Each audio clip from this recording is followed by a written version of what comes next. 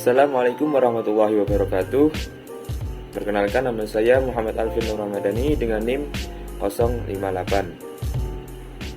Pada kesempatan kali ini saya akan menjelaskan tentang prestasi-prestasi Abu Bakar saat menjadi khalifah. Yang pertama, biografi Abu Bakar As-Siddiq. Abu Bakar As-Siddiq memiliki nama asli Abdullah bin Quhafah, Utsman bin Amir bin Ka'ab bin Sa'ad bin Tayyib bin Murrah bin Ka'ab bin Lu'ay bin Walid al-Quraisy at-Tamimi. Beliau mendapat julukan Abu Bakar karena dari pagi dia masuk Islam. Kemudian dia memperoleh gelar As-Siddiq karena ia selalu membenarkan Nabi dalam berbagai peristiwa. Setelah masuk Islam, beliau menjadi umat yang paling menonjol dalam jamaah Islam setelah Nabi SAW. Beliau terkenal karena keteguhan pendirian, kekuatan iman dan kebijakan pendapatnya. Beliau pernah diangkat sebagai panglima perang oleh Nabi SAW agar ia mendampingi Nabi untuk bertukar pendapat atau berunding. Abu Bakar ini lahir pada tahun 573 Masehi dan wafat pada akhir tahun 23 Jumadil 13 Hijriah pada usia 63 tahun. Beliau 3 tahun lebih muda dari Nabi SAW. Abu Bakar ikut serta dalam semua perang yang dipimpin oleh Nabi. Ia mengambil bagian dalam perang Badar, Uhud, Khandaq, Khaibir, Fathul Makkah, Hunain, Tabuk dan perang besar dan kecil lainnya di mana tidak ada satupun pendamping yang mengikuti semua perang. Selama perang Uhud, dia tinggal bersama Rasulullah di medan perang, dan selama perang Tabuk, Nabi menyampaikan standar besar dan dia menemani Nabi saat dia berbaris dan mencapai Gua Thur. Sebelum Nabi wafat, beliau tidak berpesan tentang pemimpin setelah beliau. Akibatnya masyarakat bingung untuk menunjuk orang sebagai pengikut. Penunjuk Abu Bakar sebagai khalifah berada dalam situasi yang sangat kritis. Pada hari kedua setelah wafatnya Nabi, kaum Ansar berkumpul di balai Bani Sa'idah dan menginginkan Sa'ad bin Ubaidah menjadi khalifah. Umar bin Khattab dan Abu Bakar dan Abu Ubaidullah bin Jarrah menyusul kaum Ansar dan berhasil mengubah keadaan. Abu Bakar berpidato di mana ia mengatakan bahwa seseorang yang berhak menjadi khalifah haruslah dari suku Quraisy. Kemudian Umar bin Khattab mengangkat tangan untuk bersumpah setia kepada Abu Bakar, diikuti oleh Abu Ubaidillah dan semua yang hadir. Baik, yang selanjutnya yakni prestasi Abu Bakar. Sebagai pemimpin umat Islam, walaupun hanya memimpin selama 2 tahun, Abu Bakar memiliki beberapa prestasi. Yang pertama yakni memerangi orang-orang murtad. Masa-masa awal pemerintahan Abu Bakar ditandai dengan berbagai gangguan dan pemberontakan seperti munculnya orang-orang murtad, aktivitas orang yang mengaku Nabi, pemberontakan kepada suku Arab dan banyaknya orang yang menolak membayar zakat. Munculnya orang-orang murtad berdasarkan keyakinan mereka terhadap ajaran Islam yang belum mantap dan wafatnya Nabi telah menggoyahkan keimanan mereka. Selain masalah kemurtadan, ada juga masalah yang sebenarnya bukan masalah baru, tapi masalah ini sudah ada sejak zaman Nabi, yaitu orang yang mengaku Nabi.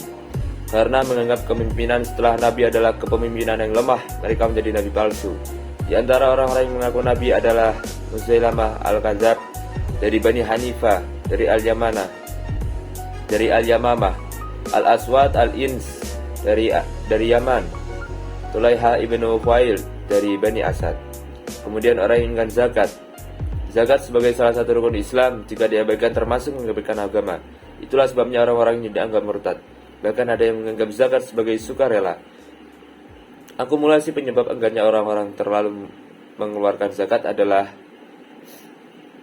ada yang semata-mata karena kedegilannya. Ada yang menganggap zakat tersebut sebagai suatu keterpaksaan.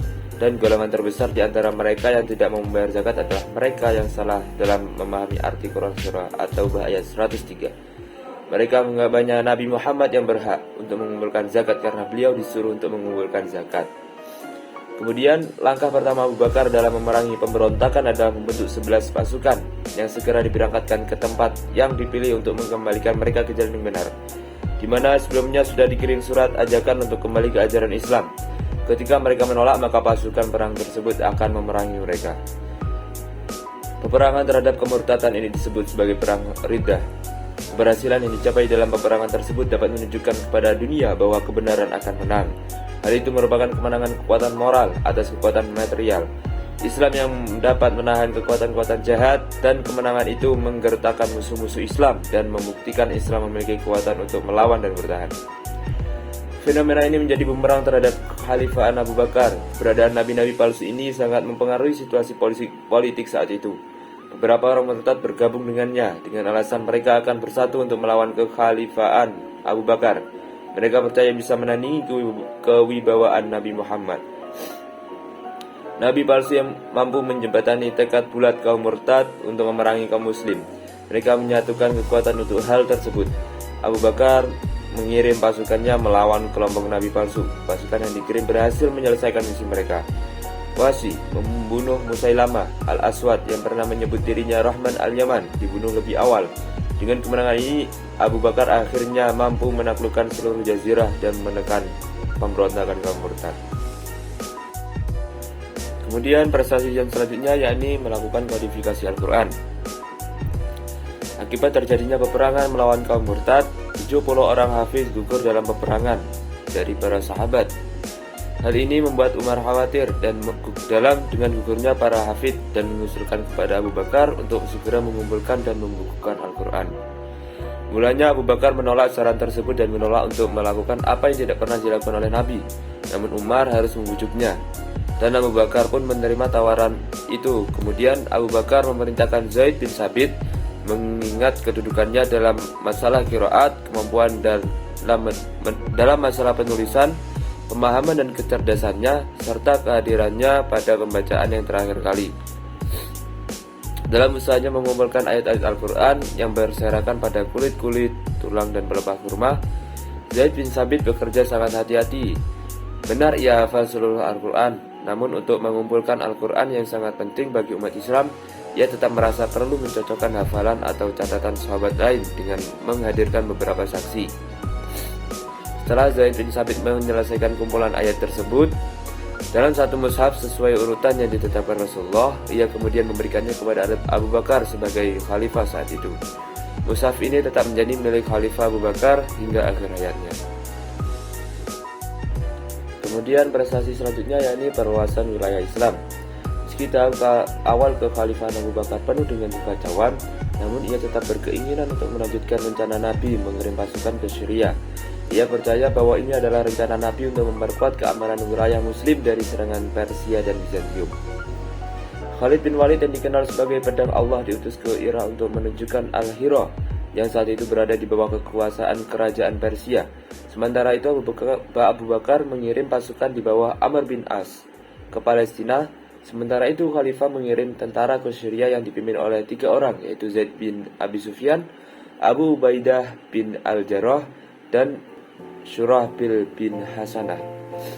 Karena perlawanan yang sengit dari pasukan Romawi yang menguasai wilayah itu, pasukan Muslim pun kewalahan. Akhirnya untuk menambah kekuatan militer yang dipimpin ketiga jenderal itu, Khalid bin Walid diperintahkan Abu Bakar untuk meninggalkan negara itu dan berangkat ke Syam. Ketika Khalid bin Walid berhasil menaklukkan Syam, ia pergi ke Palestina bersama Yazid bin Abi Sufyan dan Syurahbil Hasanah untuk membantu Amr bin As menghadapi pasukan Romawi. Kedua pasukan kemudian bertempur dengan sengit di wilayah Ajnadim. Oleh karena itu perang ini dikenal dalam sejarah Islam sebagai perang Ajnadim. Meskipun kemenangan pihak Muslim, banyak pasukan Muslim yang gugur.